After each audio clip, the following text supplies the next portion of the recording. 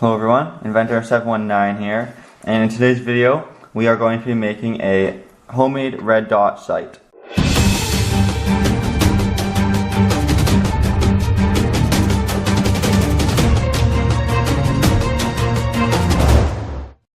So for this project there's a few things you'll need, nothing too expensive, but probably have to go to the store. So first for your tools, a little Dremel, potentially a little saw, but I only have a Dremel. Hot glue gun and some scissors. Then for the actual red dot sight, the main thing you're going to need is something that flips open like this, or that has a little window. And I got this for 49 cents. This was an old magnification loop. There was something on this side that I took off. You're also going to need your red dot sight, of course, a screw and bolt, some thin wire, potentially a paper clip, something like that. This is actually window tinting vinyl. I got off eBay. Basically it's just black vinyl. And you're going to need some clear vinyl, but since I didn't have any, something like a Ziploc bag would work. And lastly, you're going to need some popsicle sticks. So the first step, I already took off the other half. Used to have two hinges here of my little magnifying glass thing. But we want to make it flat, so I'm going to use my Dremel and slice off these two little knobs right here.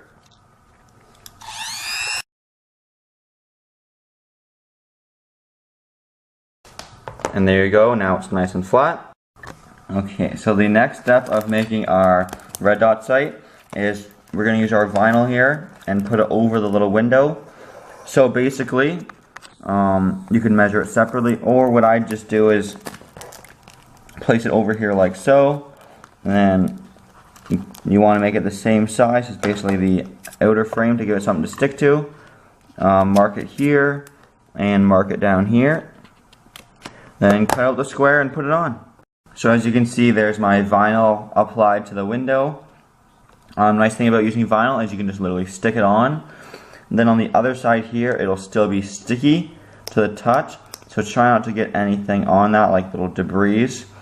And the next step, we're going to make our crosshairs using this wire stuff here. So basically what you do is just cut a piece out, just like this. Then first you're going to measure it, so I'll zoom in for you here so you can see what I'm doing. So basically first get your piece of wire, just measure it with your hand again. And of course you want to make it as central as possible. Now this is optional, as a lot of red dot sights do not have crosshairs at all. But I like the look of the red dot sight and the crosshair. So as you can see, I just accidentally cut that one a little big, but that's okay. Just take it off, trim some off, and put it on. Actually, that's now a little too small for that way.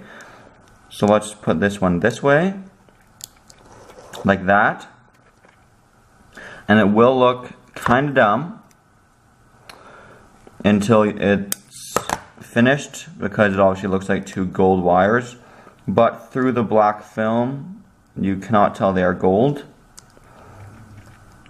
So there's your crosshairs, and now we'll move on to the next step. I actually decided to redo the crosshairs because it was a little bent up top, but basically there's the new crosshairs. But the thing is when you look from the back, that's what it looks like. So it's a little bent right there. I'll fix that, but you get the idea. Pretty cool. Now to secure the crosshairs in and prevent anything from sticking to the tape, all I did was do the same thing as the vinyl, cut a square of this clear plastic Ziploc and put it on the other side of the stickiness so it's not sticky anymore. But I think vinyl would be preferred because, as you can see, there's a few air bubbles in this, which doesn't make it too bad, but in certain lighting conditions you can see the air bubbles from this side of the sight. Next, to build the body of the sight, the first step is to use two cut up pieces of popsicle sticks, and we're going to place them just like that. Sorry. Easiest way to do this is probably put it down on the table or your floor and glue these two just like that to keep the hinge at a 90 degrees. And then we are going to extend the base by putting some popsicle sticks down with some hot glue around there and there. So when gluing the bottom supports onto your red dot sight, grab the nut from your nut and bolt combo. And if you're wondering, this here is actually going to be used to adjust the laser to adjust your sight.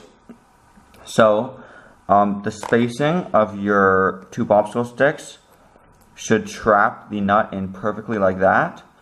So mine's going to be just like that, and then I'm going to secure the nut in place by just putting some hot glue around the perimeter of it.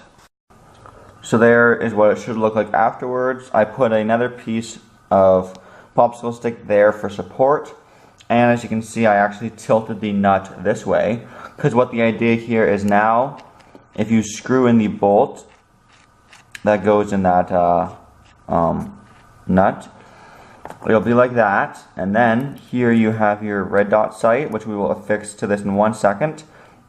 But basically, as you can see with it sitting on there, it might be a little low, so just simply twist it off, which obviously raises the nut up, and then when you push the sight, it's a little higher.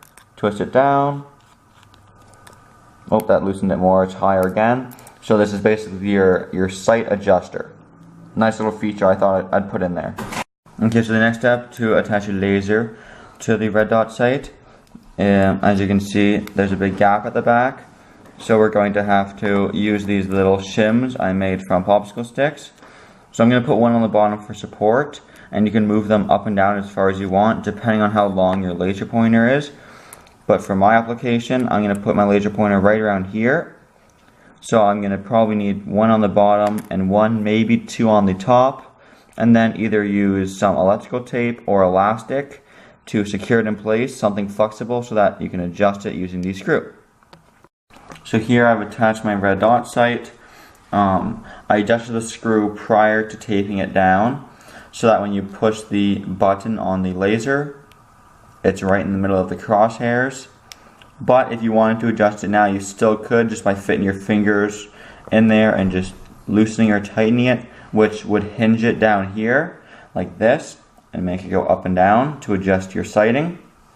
I also hot glued it at the end because hot glue is actually relatively flexible, so that's okay. Now, to keep it on all the time, since you don't want to have to be holding the button while shooting your gun or whatever, we're going to use some alligator clips. Now this one's a little bit too small, and the only size up I have with me right now is this one here, which is actually probably a little bit too big, but it's going to have to do for what we want. So basically, when you're ready to shoot, you just literally put it on, and if you prefer the look of these things down, put them down like that, and it's pretty much ready to go on your gun. The only thing is that the screw does hang below the base of the magnifying glass, or used to be magnifying glass, I guess I should say. So we're going to just make quickly out of a few popsicle sticks some mounts that make it that'll go lower than the base of the screw, so it'll sit flat. So here I have put the base. I actually used 2/2 of a closed peg.